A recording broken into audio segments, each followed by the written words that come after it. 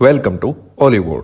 इस special video के अंदर मैं आपके साथ डिस्कस करने वाला हूं how to crack any pre exam. मुझे मालूम है आपका पेपर एसबीआई पीओ प्री आ चुका है, तो आप ये स्ट्रेटजी वहां फॉलो करके देख लीजिएगा। ये वो स्ट्रेटजी है जो मैंने खुद फॉलो की थी। आपको भी पता है, आपके लिए स्ट्रेटजी अगर मैं लेके आऊँगा तो जेन्युइन लेके आऊँगा जो आपकी पेपर के अंदर चले भी।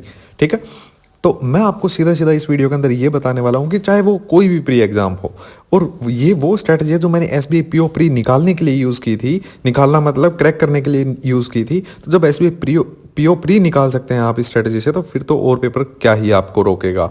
ठीक है, तो ये सिर्फ प्री पे चलेगी, कोई दो राय नहीं है इसमें कि मेंस में नहीं काम आएगी ऑब्वियसली। लेकिन हाँ, प्री एग्जाम को अगर आप क्रैक करना है, चाहे वो आईबीपीएस पीओ प्री हो, चाहे एसबीआई पीओ प्री हो, चाहे क्लर्क प्री हो, कोई आरआरबी का हो, चाहे किसी का हो, आपको ये स्ट्रेटजी बिल्कुल कारगर साबित होने वाली है। वीडियो देखने के बाद डिसाइड कर लीजिएगा कि आपको सब्सक्राइब करके बेल आइकन दबाना है कि नहीं दबाना।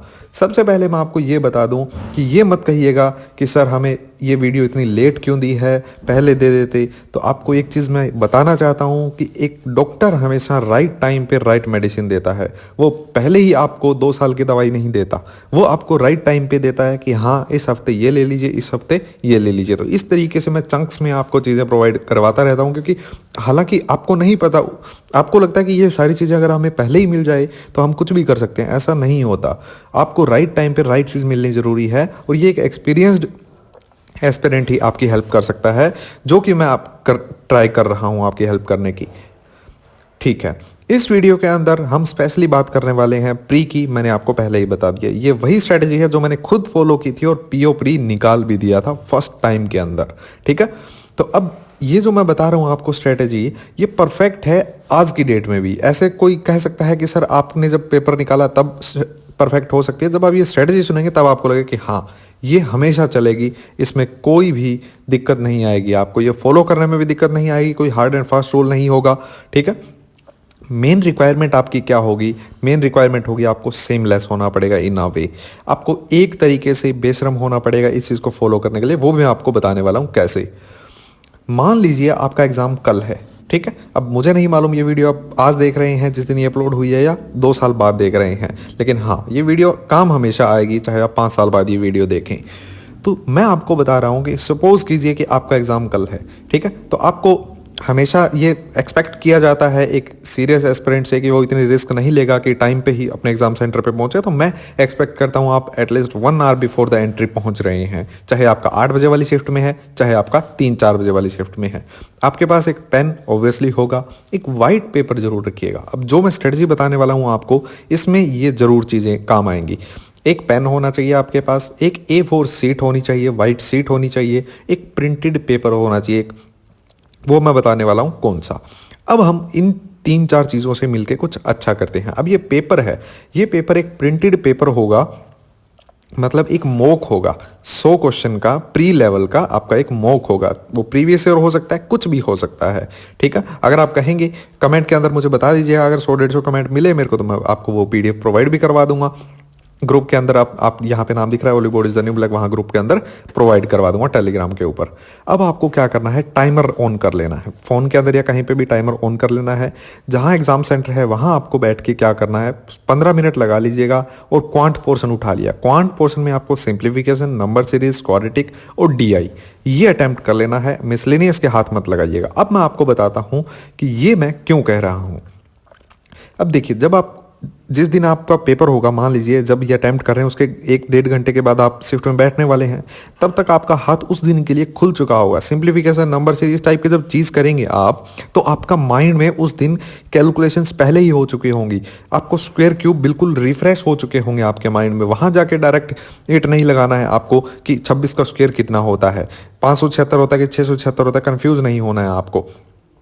ठीक है, तो ये चीज़ आप जब पहले कर लेंगे, नंबर सीरीज में आपका एक माइंड की विंडो खुल जाएगी। उस दिन हमें माइंड विंडो ओपन करके रखनी है। ऐसे नहीं कि रात को सो गए जाके सीधा पेपर दे लिया। हो सकता है आप पेपर क्लियर कर दे, इसमें कोई ताज्जुब की बात नहीं है, लेकिन हमें रिस्क नहीं लेनी। जिसको पेपर निकालना है वो जी जान मरता क्या ना करता। वही बात है ना कि जब आप रिस्क पे हैं तो आप बिल्कुल भी रिस्क नहीं ले सकते।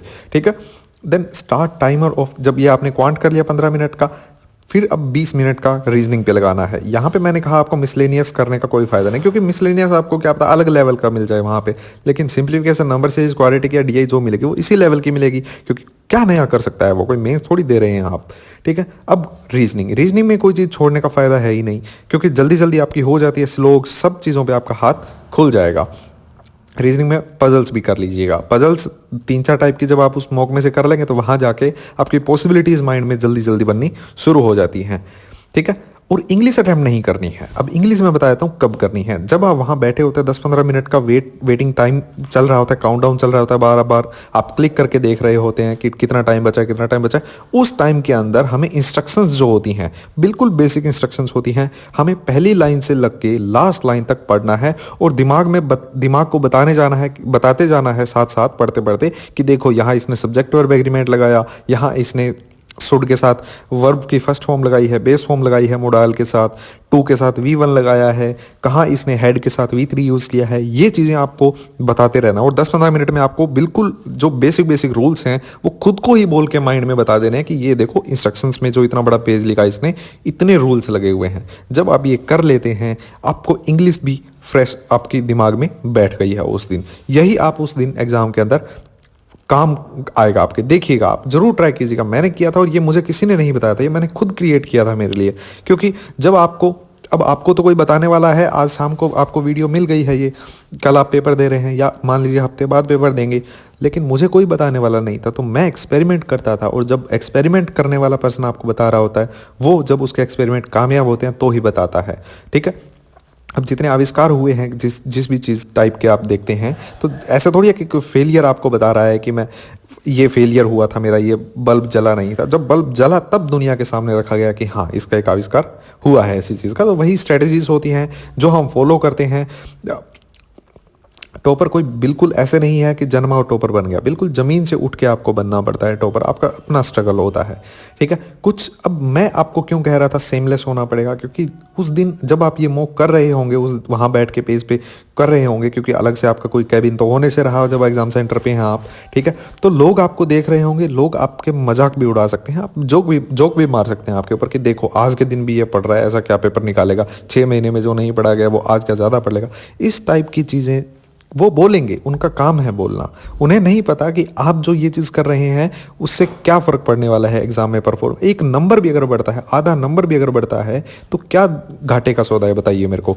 खुद से पूछिएगा, जब वो इस टाइप की बातें कर रहे होंगे, आपको एक तरीके से एम्बेरस कर रहे होंगे, आपको अनकंफर्टेबल कर रहे होंगे, जब आप ये खुद के लिए प्रिपरेशन मतलब टेस्ट कर रहे होंगे, जो ये मैंने स्ट्रेटजी बताई है, खुद से एक सवाल पूछिएगा, रियली क्या मैटर करता है आपकी इमेज उस आधे पौने घंटे के लिए जब आप बाहर बैठे हैं एग्जाम सेंटर में। क्योंकि पेपर देते ही तो सब अपने अपने भागते हैं, कोई ऑटो में चढ़ता है, कोई कहीं चढ़ के बस में जाता है। ठीक है, तो उससे पहले ही आप वेट कर रहे होते हैं, सारे इकट्ठे बैठे होते हैं आप लोग, तो वहाँ पे आपकी इमेज मैटर करती है। लॉन्ग रन में आपकी फाइनेंशियल कंडीशन चेंज हो जाए वो मैटर करती है। डिसीजन आपका है। मैं यही कहूँगा कि आपके लिए आपकी फाइनेंशियल कंडीशन जो है लॉन्ग रन में चेंज होने वाली है, वो आप प्रेफरेंस दीजिएगा। बाकी आपकी मर्जी है, मैं तो आपको बस राय दे सकता था। इतना सुनने के लिए बिल्कुल धन्यवाद, आपका दिल से धन्यवाद। और आई होप आप जल्द ही एसबीआई को ज्वाइन करेंगे।